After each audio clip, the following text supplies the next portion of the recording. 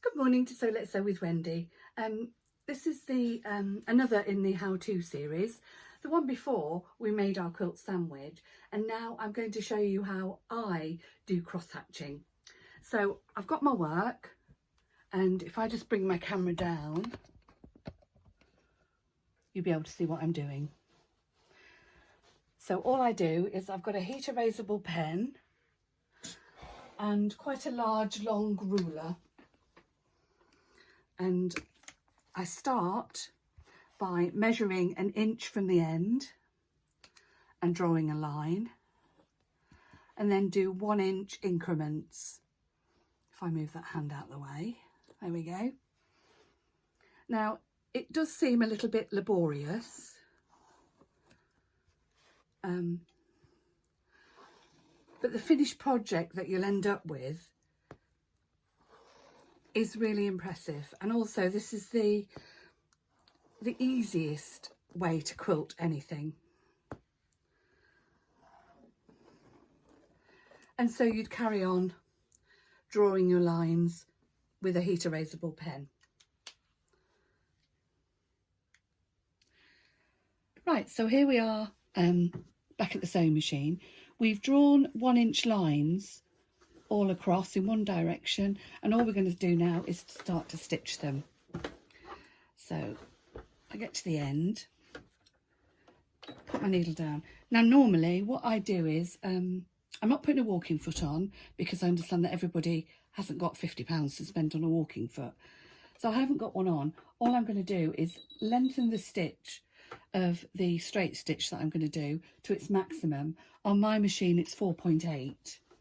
So, and then we'll just start sewing.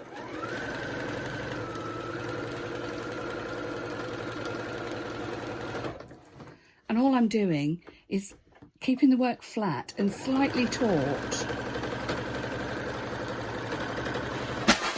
and guiding it through the machine.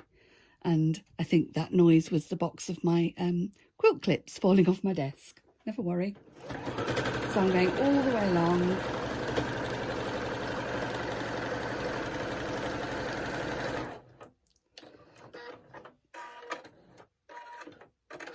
What I generally do is start somewhere in the middle. You don't need to be too precious about it.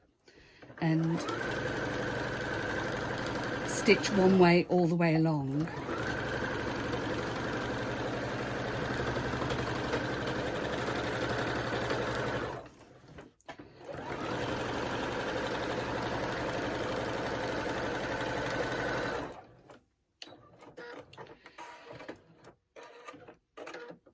Now, obviously, if you do have a walking foot, I would recommend that you put your walking foot on. But like I say, not everybody's got one, so. And also, if you have any quilting gloves, that will help with the friction to hold your hands still. So I'll just carry on doing this. And then we'll move on to the next stage.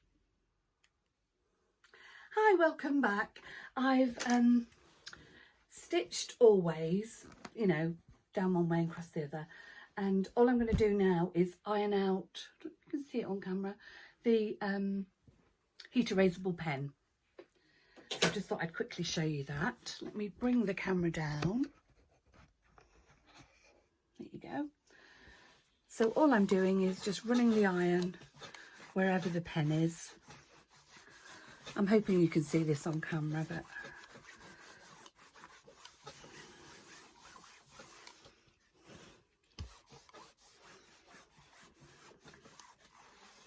here we go.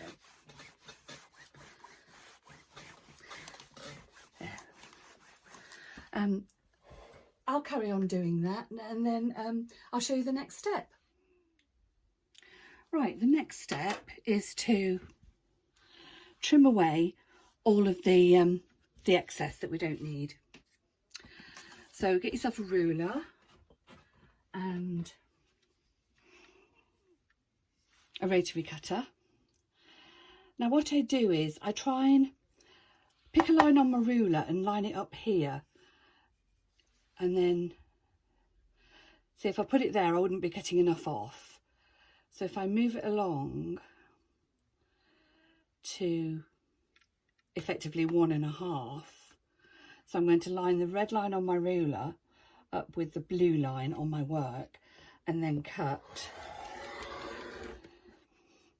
And what that does effectively, because the outside may not be straight now that you've done your quilting, so move it on up.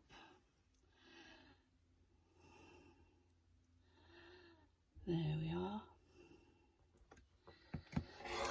And cut. Of course, here there's no blue to line it up, so I'm having to line it up with my previous stitching.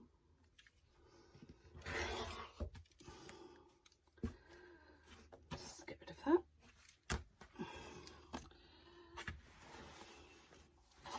So this is a stitching line that I'm going to line up on my ruler. So 1.5. I mean, you can do whatever you feel comfortable with. This is only the way I do it. So I'll carry on doing this, and then I'll show you what's next. Right, so here we are. I've trimmed it all off now. And on the back, I've run my iron over it and got rid of all the pen marks. And it's looking pretty good. So the next thing will be to do the binding, and that'll be the next how-to video. Thank you so much for watching. If you like what you see, please subscribe and please give me a thumbs up. Take care. Bye.